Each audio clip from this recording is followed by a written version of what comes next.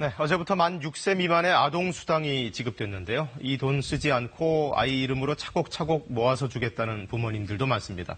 그런데 자녀에게 뭔가를 물려주는 것은 항상 증여 문제가 얽히게 되죠. 오늘 이 문제 자세히 정리해 보겠습니다. 김현우 소장님, 네. 일단 어제부터 확대됐다는 그 아동수당 얘기부터 전해주시죠. 네, 그간 아동수당은 이 소득 상위 10% 가구를 제외한 만 6세 미만 아동을 갖고 있는 이제 가정에 월 10만 원씩 지급이 됐는데요. 예. 아동수당법 개정에 따라서 어제부터는 이 부모의 소득이나 재산 수준에 상관없이 만 6세 미만 아동에게는 모두 월 10만 원씩 지급이 됩니다. 근데 이 아동수당은 신청을 하지 않으면 지급을 하지 않으니까요. 가까운 주소지 주민센터에 방문하시거나 복지로 홈페이지 혹은 스마트폰 앱을 이용해서 반드시 신청을 하셔야 되고요. 네. 만약에 작년에 이 신청을 했는데 소득이나 재산 수준 때문에 탈락이 되신 분들은 정부에서 직권으로 신청을 하기 때문에 재신청하실 필요는 없습니다. 근데 아까도 말씀드렸지만 이 돈 쓰지 않고 통장 만들어서 아이들에게 그대로 주겠다 이런 부모님들 많잖아요. 예. 이거 혹시 아이 이름으로 통장 만들어서 넣어놓으면 금융실명법에 위반되는 건 아닌가요? 그렇게 걱정하시는 부모님들이 종종 계시더라고요. 네. 모든 금융거래를 본인의 실명으로 해야 된다는 게 이 금융실명제인데요. 그렇죠. 금융거래는 실명으로 하는 게 그래서 원칙입니다. 하지만 모든 금융거래를 이 차명거래, 불법 차명거래로 보지는 않는데요. 자녀의 돈을 관리하기 위해서 부모님이 아이의 이름으로 통장을 만들어주고 그 관리해주는 액수가 합리적인 돈이라면 불법으로 보지는 않습니다. 네. 비슷한 사례가 몇 가지 있는데요. 갯돈 같은 거 관리하는 이런 통장이나 아니면 산악회, 동창회 이런 모임의 돈을 관리하는 총무회 통장 같은 경우에는 불법 차명 거래로 보지는 않습니다. 그럼 통장 만드는 것까지는 괜찮다 치고 예. 이제 그 통장에 부모가 자기 소득으로 돈을 부어서 예. 그걸 나중에 아이한테 물려준단 말이죠. 이거는 증여세나 이런 거 문제가 네, 이 경우에는 상징세법 53조에서 규정하고 있는 증여세 감면 범위를 살펴봐야 되는데요. 예. 이 감면 규모를 넘어서면 증여세를 물 수도 있고 불법 차명 거래를 볼 수도 있습니다. 보시면 부부 간에 돈은 6억 원까지는 감면을 받을 수가 있고요. 네.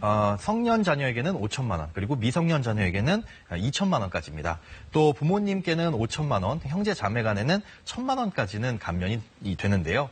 미성년 자녀 명의 통장에 만약에 2천만 원을 넘는 돈을 넣어줬다라고 한다면 증여세를 물 수도 있고 또 증여세를 안 내기 위해서 이 회피할 목적으로 자녀 명의 통장을 만들었다면 증여세뿐만 아니라 신고 불성실 가산세나 납부 불성실 가산세까지 내야 합니다. 그런데 돈을 이렇게 직접적으로 물려주는 것 말고도 사실 아이들 키우다 보면 평소에 정말 돈이 엄청 많이 들어가잖아요. 그렇죠. 이렇게 쓰는 돈은 혹시 세금 과세 대상이 아닌가요? 네, 2천만 원이 넘어가게 들어갈 텐데요. 학원비나 과외비 같은 교육비라든가 옷을 사주거나 생필품을 사주는 이런 일상적인 관계에서 들어가는 돈 같은 경우엔 사회통념상 인정되는 수준이라면 증여세를 부과하지는 않습니다. 예. 증여세는 자녀에게 돈을 주는 목적이 양육이나 교육의 목적인지 아니면 자녀의 재산 증식을 목적으로 하는 돈인지에 따라서 중요한 기준으로 삼고 있는데요. 네. 만약 부모가 자녀에게 생활비 목적으로 돈을 줬는데 그 규모가 사회통념상 수준을 넘어선다거나 아니면 이 돈을 쓰지 않고 부동산이나 주식을 사서 재산을 불리거나 자동차를 샀다면 이는 증여로 볼 수가 있습니다.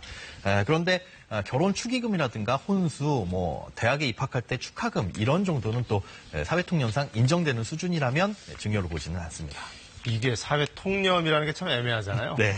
좀 구체적인 기준 같은 건 없습니까? 법에 나와 있는 구체적인 기준은 사실은 없습니다. 그래서 이 증여세 관련해서 이 상해통념상 인정되는 수준이 도대체 어디까지냐가 늘 논란이 되고 있는데요. 네. 이런 사례가 있습니다. 이 외손자에게 축하금으로 400만 원을 줬는데 예. 국세심사사례에서 이는 사회통념상 인정되는 수준이라고 판단을 했거든요. 네. 그런데 만약에 외손자에게 1억 원을 줬다면 어떨 것 같으세요? 1억 원요? 예. 글쎄요, 한 1,000억 원 가진 사람이 1억 원 줬다면 아무 돈도 아니겠지만 일반 서민들 입장에서는 약간 이해하기 어려워 보일 수 있죠. 이게 네. 상황에 따라서 그건 아닌데라고 애매하죠. 생각을 할 네. 수가 있습니다.